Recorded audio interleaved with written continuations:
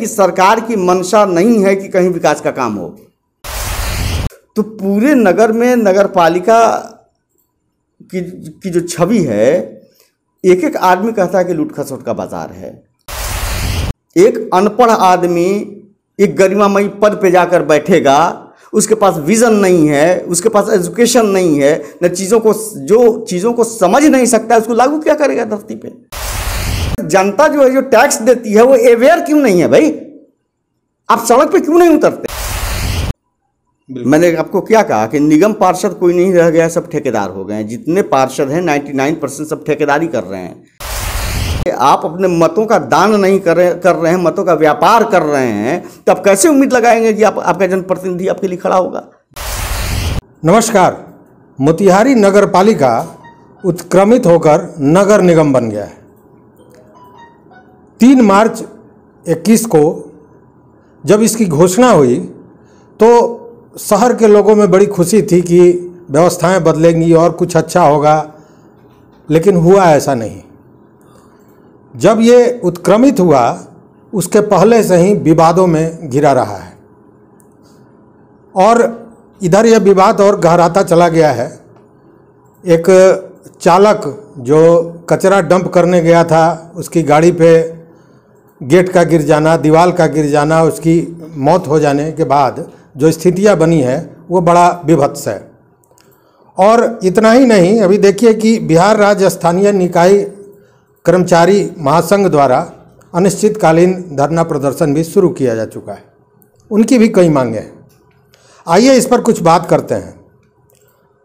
यहाँ नगर निगम या नगर पालिका कहें कि वार्ड नंबर 4 के वार्ड आयुक्त और सशक्त स्थायी समिति के पूर्व सदस्य गुलरेज शहजाद जी हम लोगों के साथ हैं।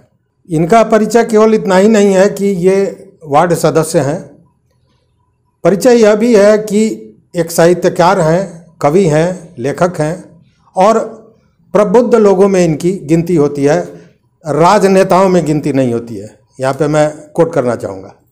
तो खैर, सबसे पहले शहजाद जी आपका बहुत बहुत स्वागत है फाइनल पोस्ट में। धन्यवाद। अभी जो स्थितियाँ बनी हुई हैं, अभी महासंघ द्वारा धरना प्रदर्शन किया जा रहा है, उसका क्या कारण है, क्या मानते हैं आप? देखिए, अनिश्चितकालीन हड़ताल जो है वो पूरे प्रदेश में चल रहा है निकाय कर्मचारियों का, और मुझे निजी तौर पे ये लगता है कि उनकी मांग जायज़ भी है। जिस तरह के काम उन लोगों के ज़िम्मे है, जिस तरह की ड्यूटी वो लोग करते हैं, बारिश हो पानी हो, हमेशा तत्परता से अपना काम करते हैं, उस लिहाज से जो उनको सैलरी मिलती है वो सैलरी अपर्याप्त है। महंगाई दिन ब दिन बढ़ रही है, उसके लिहाज से सरकार को इस दिशा में सोचना चाहिए। अब उनकी मांग जो है, जो अभी एनजीओ करण का मामला चल रहा है कि सफाई के सारे काम एनजीओ के माध्यम से करवाए जा रहे हैं, और बिहार क्या पूरे देश में ये मामला चल रहा है इस तरीके से। तो जितना मानदेय उन लोग को मिलता है, वो मानदेय बिल्कुल ही मुझे लगता है कि अमानवीय तरीके से जो है उन लोगों के साथ वो व्यवहार किया जा रहा है। जैसा मैं जानता हूं कि एक तो एनजीओ द्वारा रखा गया है दैनिक मजदूर के रूप में कहा जाए, और वो भी जो पैसा मिलता है वो 200-250 के लगभग मिलता है, जबकि एक साधारण मजदूर जो है, जो सड़क पे सवेरे इंतज़ार करता है कि उसको उस दिन का कोई काम मिल जाए, वो भी 450-500 रुपया कमाता है। वैसे में 200 रुपया देना, ये तो हमको नहीं लगता है कहीं से उचित है। कहीं से उचित नहीं है। और स्थानीय स्तर पे जो हो, कम से कम श्रम संसाधन विभाग ने जो मानदेय तय किया है, मुझे लगता है कि ऊपर से ही इसमें संशोधन की आवश्यकता है वर्तमान परिस्थिति में। तो सरकार को इस दिशा में निश्चित तौर पे जो है बड़ी गंभीरता से विचार करने की आवश्यकता है कि उन लोगों की सैलरी बढ़े, उन लोग की जो जायज़ मांगे हैं उनको पूरा किया जाए। आखिर ये लोग किसके पास जाएंगे? वो दिन रात काम करने वाले लोग हैं, और नगर पालिका का बुनियादी काम जो है स्वच्छता का ही है, तो वही काम पिछड़ गया है। और मोतिहारी में ख़ास तौर पे आप देखिए कि मोतिहारी नगर पालिका, जिसका स्थान पूरे बिहार में नंबर 1 था, आज फिसड्डी साबित हुआ, 15वें 17वें स्थान पे चला गया है। दुर्भाग्य की बात है। इसका मतलब ये है कि नेतृत्व जो है वो नेतृत्व बिल्कुल ही निकम्मी है। अच्छा, भत्ते की बात और या इसकी जो बात चल रही है तो केवल उसी की बात हम क्यों करें? जैसे जो जनप्रतिनिधि हैं, विधायक हैं, सांसद हैं, इन सारे लोगों को सारी सुविधाएं भी मिलती हैं और साथ में जो ये कहें कि सैलरी कहें या जो भी कहें आप उसको, मानदेय कहें, जो भी कहें वो, और आपके यहाँ जो वार्ड सदस्य हैं वो, दोनों में क्या अंतर है? कहने का मतलब है, मुझे जहाँ तक जानकारी है कि जो एक अनुपात होना चाहिए वो अनुपात का पालन कहीं से नहीं किया जाता है और यही शायद कारण है कि जो लूट खसोट की बात हम लोग करते हैं और तमाम तरह की बातें करते हैं। आप क्या मानते हैं इसको? देखिए, अभी आप देखिएगा कि जितने भी निगम पार्षद अभी हैं तो कोई निगम पार्षद नहीं है। 99% लोग ठेकेदार हो गए हैं। क्यों ठेकेदार हो गए हैं? ये सरकार की गलत नीति के कारण। आपने सही बात कही कि जैसे विधायक हैं, एमएलसी हैं, एमपी हैं, उन लोगों का मानदेय, सैलरी, सब चीज़ है बड़ा, अब देखिए तो अजीब लगता है। और हम लोग जो छोटे जनप्रतिनिधि, उनके हाथ में होता है, जब मन करता है बढ़ा लेते हैं। बिल्कुल। और हमारी स्थिति ये है कि यानी कहने में भी शर्म आती है कि 1500 रुपया आतिथ्य भत्ता के नाम पे मिलता है, जिसमें लोगों को चाय पानी भी पिलाना है और उसमें स्टेशनरी का सामान। मुझे नहीं लगता है कि चाय पानी 1500 में पूरा हो जाएगा। और सिर्फ चाय पानी ही नहीं, उसमें स्टेशनरी भी खरीदना है आपको 1500 रुपये में, और भी 1500 रुपये रेगुलर मिलने का नहीं, 6 महीना साल भर पे। मतलब दूसरी बात ये कहें कि लगता है जैसे सर्टिफिकेट दे दिया गया है कि आप चोरी करें। बिल्कुल। अगर पेट भरा हुआ होगा आपका, आपकी ज़रूरी नीड अगर पूरी हो रही है तो आप क्यों जाइएगा चोरी करने के लिए? मैंने आपको क्या कहा कि निगम पार्षद कोई नहीं रह गया, सब ठेकेदार हो गए हैं। जितने पार्षद हैं 99% सब ठेकेदारी कर रहे हैं। उन लोगों को इससे मतलब नहीं है कि आपकी जिम्मेदारी, आपकी ड्यूटी क्या है। आप हमेशा लगे रहते हैं इस काम में कि हमारे वार्ड में सड़क नाले का टेंडर कब हो जाए, कब काम शुरू हो जाए, स्वच्छता के ऊपर। और बाकी बहुत सारी ऐसी योजनाएं हैं जो जन कल्याणकारी योजनाएं हैं, जिनको ये करने पे आम जनता को भी लाभ मिलेगा, उसकी तरफ किसी का ध्यान नहीं है। तो जितने भी निगम पार्षद हैं वो सभी चोरी कर रहे हैं, ठेकेदारी कर रहे हैं। नहीं करें तो क्या करें? अच्छा, आप ये बताइए। थोड़ी कड़वी बात है, एक चुनाव जीतने में एक पार्षद को कितना पैसा खर्चा होता है? ये तो डिपेंड करता है वहाँ की परिस्थिति के अनुसार, लेकिन वर्तमान परिस्थिति को देखिए तो जो सबसे कंजूसी से भी खर्च करेगा 5 लाख रुपये उसको खर्च होना है। चलिए 5 लाख खर्च होना है मिनिमम, तो 1500 रुपये के हिसाब से अगर आप जोड़ते हैं तो 5 साल में तो 5 लाख नहीं होगा। सवाल ही पैदा नहीं होता है। तो फिर उसकी भरपाई कैसे होगी? लोग चोरी करेंगे, लूट खसोट करेंगे, गलत काम करेंगे, ठेकेदारी करेंगे। वो इसीलिए आपने कहा कि अब पार्षद नहीं रह गए हैं, ठेकेदार हो गए हैं। वजह यह है कि अगर 5 लाख 10 लाख रुपये खर्च करके, 20 लाख रुपये खर्च करके आप पार्षद बनते हैं तो आपने इन्वेस्टमेंट करिए। चुनाव के कारोबार में आपने जो इन्वेस्ट किया तो उसको आप निकालेंगे किसी न किसी रूप में। आप क्यों आरोप लगाइएगा उसके ऊपर? और आम जनता जिसके यानी जो हमेशा नेताओं को कटघरे में खड़ा करती है, मैंने भी बड़ा आंदोलन किया है इस जनता के लिए। कितनी मतलब पुलिस की पिटाई खाई, कितनी बार जेल गया, उसकी गिनती मुझे याद नहीं है।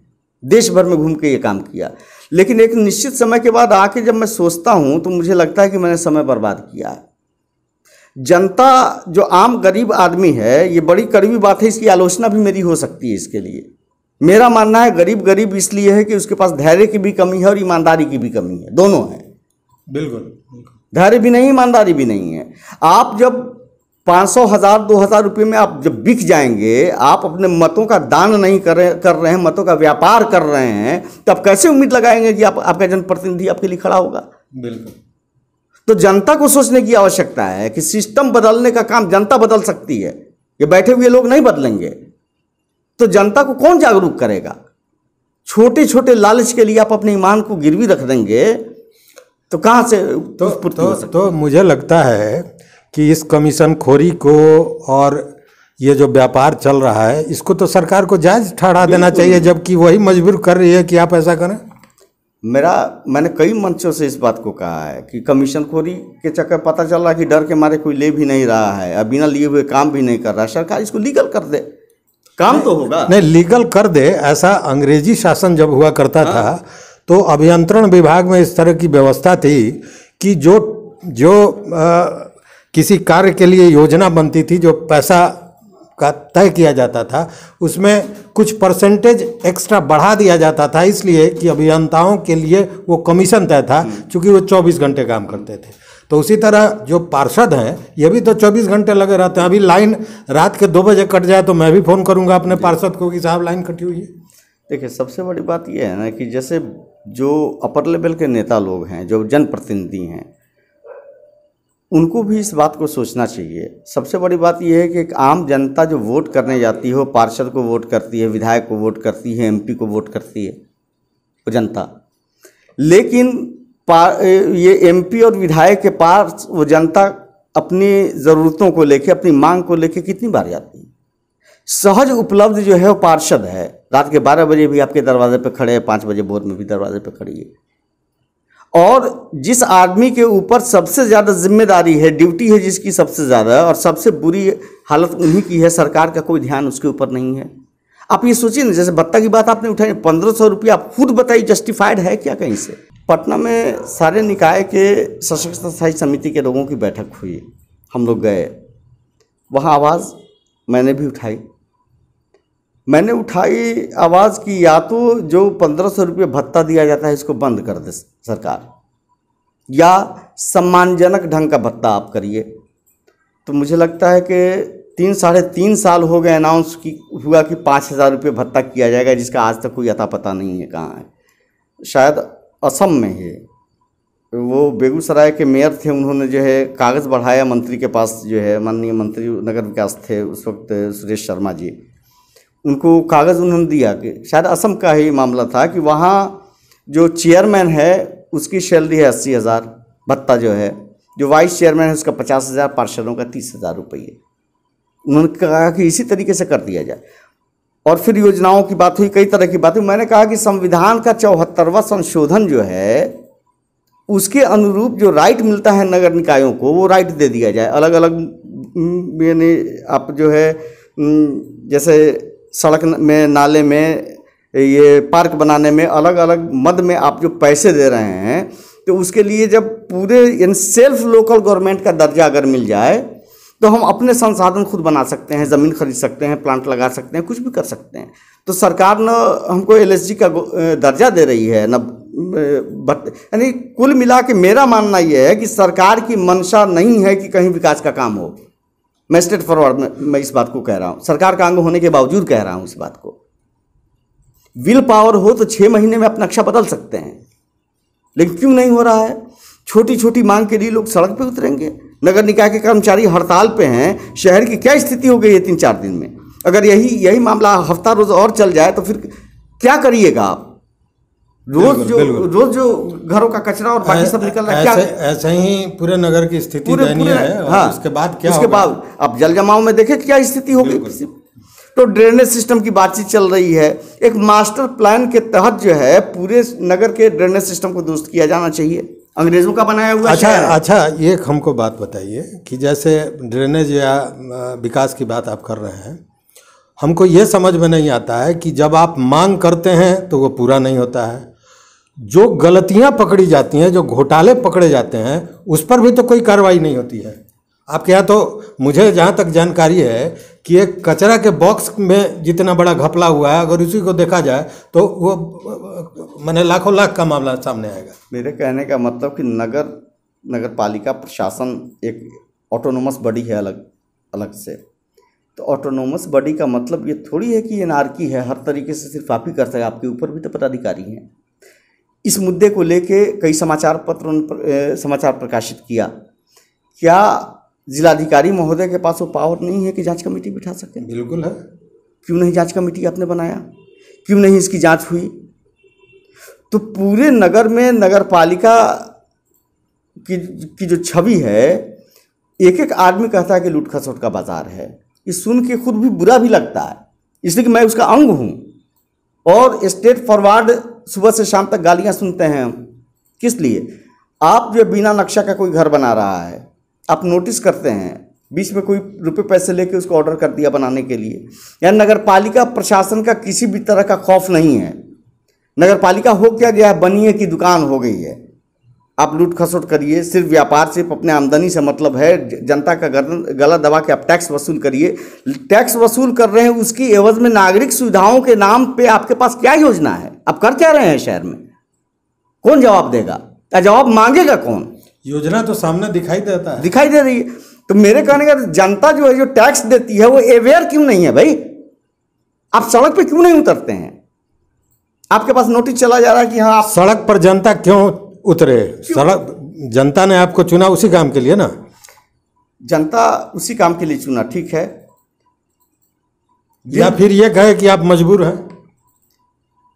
हम कह सकते हैं कि जो वर्तमान पॉलिटिकल और एडमिनिस्ट्रेटिव सिस्टम है, ये सिस्टम इस तरीके से आप कह सकते हैं कि जनता जो है, जैसे हिटलर की एक कहानी मुझे याद आ रही है। हिटलर एक सभा में जा रहा था, एक मुर्गा हाथ में रखे हुआ था और उसके एक एक पर नोच नोच के फेंके जा रहा था और लास्ट में मुर्गे को फेंक दिया उसने ज़मीन पे। तो मुर्गा बैठ गया और उसके फिर जो है थोड़ी देर के बाद हिटलर दाना उसके सामने एक एक डालता रह गया, उसके पीछे पीछे मुर्गा चल पड़ा। हिटलर ने कहा कि जनता की यही स्थिति है, लॉलीपॉप आपको पकड़ा दिया जा रहा है और जनता की स्थिति ये है कि आप अपने अधिकारों के लिए जनता चिल्लाने वाली है। कर्तव्यों के निर्वहन के लिए एक जिम्मेदार नागरिक के कर्तव्य में जनता बहुत पीछे है, इस बात को मानिए। अच्छा, आपके यहाँ आप ये बताइए, एक चीज़ बताइए, आप चिल्लाते हैं सुविधाओं के लिए, बिना नक्शे के आप मकान बना रहे हैं, आपकी जितनी ज़मीन है सबको कंप्लीट एक एक इंच ज़मीन नाप के आपने घर बना लिया और सड़क पर सीढ़ी निकाल दी। एक जिम्मेवार नागरिक का ये धर्म है क्या? नहीं है, लेकिन उसी को रोकने के लिए तो ये व्यवस्था बनी हुई है। व्यवस्था बनी हुई है। अब व्यवस्था जो बनी हुई है वो सिर्फ और सिर्फ कमीशन खोरी, घूसखोरी, इस पे बनी हुई है। नोटिस किया जाता है, नोटिस का कोई प्रभाव नहीं पड़ता है। इसको पता है कि आएगा, पैसे थमा दूंगा, हमारा काम हो जाएगा। नगर पालिका का कोई जो खौफ किसी के ऊपर नहीं है कि एक जो है ऑटोनोमस बॉडी है, ये नगर पालिका का अगर जो है नोटिस हमारे ऊपर आ गया तो हमारे ऊपर कार्रवाई होगी। कार्रवाई ही नहीं करिएगा तो खौफ कहाँ से पैदा होगा? वो जान रहा है कि पैसे से मैंने तो ऐसे भी खौफ इसलिए नहीं पैदा होगा कि पिछले दिनों से देख रहे हैं आपके यहाँ महापौर और कार्यपालक पदाधिकारी को लेकर बहुत विवाद चल रहा है। ये बताइए कि ये ऊँट जो है किस करवट बैठेगा? देखिए, वो विवाद चलने का मामला ये आज का मामला है। नगर पालिका आज से थोड़ी है, यहाँ बहुत दिन से है, एक लंबा अरसा बीत गया। और दूसरी बात कि पदाधिकारी कोई भी आएगा, वो पदाधिकारी 2 साल 3 साल के लिए आएगा फिर चला जाएगा। आसमान से कोई अवतार पैदा नहीं होगा सिस्टम चलाने के लिए। पदाधिकारी वही होगा, जनप्रतिनिधि वही होंगे। इसका मतलब आपके अंदर क्षमता नहीं है कि आप सामंजस्य बिठा के काम कर सकें। आप अपनी गलती क्यों नहीं मानते हैं? आप अक्षम हैं, आपके पास विजन नहीं है, आपके पास विल पावर नहीं है, इसलिए ये सारी दुर्गति है। इसके पहले भी लोग रहे हैं, उन्होंने चलाया है। अच्छा, ये बताइए, अंतिम सवाल, समय लंबा हो गया, कि नगर निगम उत्क्रमित हुआ है, आपको क्या दिखता है? इससे कुछ लाभ होने वाला है कि फिर वही ढक के 3 पात? मेरा मानना है कि आरक्षण, सरकार ने जो राजनीतिक फ़ायदे के लिए आरक्षण लागू किया, मंडल कमीशन वगैरह उतना दूर में मैं नहीं जाऊंगा, लेकिन उसका फ़ायदा जितना नहीं हुआ उससे ज़्यादा नुकसान हुआ है। एक अनपढ़ आदमी एक गरिमामयी पद पे जाकर बैठेगा, उसके पास विज़न नहीं है, उसके पास एजुकेशन नहीं है, न चीज़ों को समझ नहीं सकता है, उसको लागू क्या करेगा? धरती पे, ज़मीन पे उतर सकता है। सरकार को ये चाहिए कि आरक्षण लागू करना है, करे, लेकिन एक क्राइटेरिया फिक्स करे कि पढ़ा लिखा आदमी, समझदार आदमी, कम से कम ग्रेजुएट जो है वो प्रतिनिधि आपका बने। हर समाज में पढ़े लिखे लोग हैं। उससे एक फ़ायदा और होगा कि पढ़ने लिखने की तरफ रुझान लोगों का बढ़ेगा। आप अंगूठा छाप को आप प्रतिनिधि बना रहे हो, क्या समझेगा, क्या करेगा आपके लिए भाई? क्या सरकार इसकी तरफ ध्यान नहीं दे सकती है? क्यों नहीं दे रही है सरकार? शायद इसीलिए अफसरशाही हावी हो जाता है। बिल्कुल हावी हो जाता है। एक जाहिल जट आदमी बैठ जाएगा, अफसर को कोई बात बता नहीं सकता है, अफसर जो समझाएगा समझेगा, और गरिमामयी पद पे बैठा हुआ व्यक्ति एक मामूली से ऑफिसर को सर कह के हाथ जोड़ के नतमस्तक है उसके सामने, ऑफिसर उसकी बात मानेगा? क्यों मानेगा? वो ज़्यादा पढ़ा लिखा है आपसे, और आपके अपने बीच पला बड़ा है, आपके अपने समाज का है, आपकी गलतियों को जानता है, आपके लोभ को जानता है, आपके लालच को जानता है, आपको बेहतर तरीके से गुलाम बना सकता है वो। तो आप गुलाम बनने के लिए प्रतिनिधि बने हैं, और वही स्थिति आज है। वही स्थिति आज है। मतलब जो स्थितियां हैं कमोबेश वही बनी रहेंगी, चाहे नगर निगम हो या नगर पालिका हो। खैर, बहुत बहुत धन्यवाद आपका। बहुत बहुत धन्यवाद।